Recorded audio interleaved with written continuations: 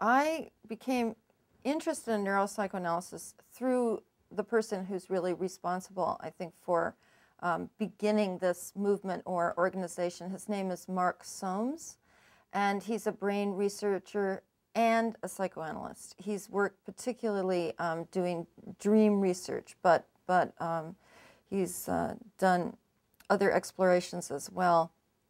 And it really is an organization that is trying to fulfill an old dream of Freud's. In 1895, Freud, who was then a neurologist, and he had spent a long time working on nerve cells, as a scientist. So he sat down and wrote something that is now called the Project. It's a project for a scientific psychology.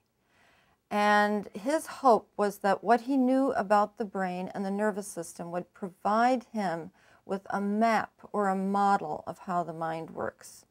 He worked on this in a great fury, and then he realized that science simply was not able to answer the questions that he had. He put the project aside, and the fate of psychoanalysis went from there. In other words, Freud always knew that that the underpinnings of what he thought of as the psyche and his psychic model were in the brain, in these neuronal networks that are coursing through us all the time.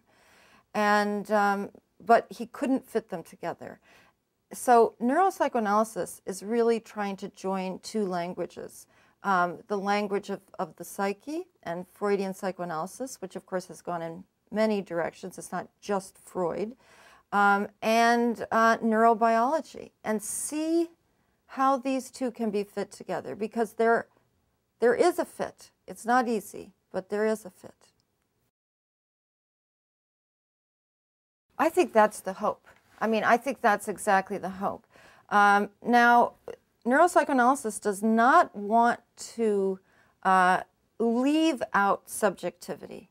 In other words, we all have a subjective reality, and talk therapy, psychoanalysis, psychoanalytic psychotherapy is all about constructing some kind of narrative for the patient out of subjective experience.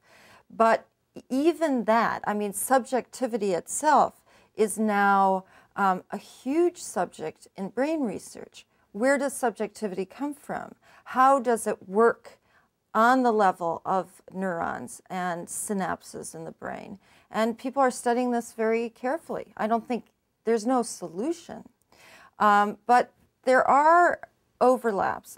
Very recently I read a paper by 5 Italian neuroscientists who were talking about something called long-term potentiation, in neural networks in the brain that are connected to learning and memory. And they had been looking at Freud's project, the project I just talked about that he put aside, and their conclusion was that the project actually anticipates contemporary neuroscience research into LTPs. Pretty fascinating.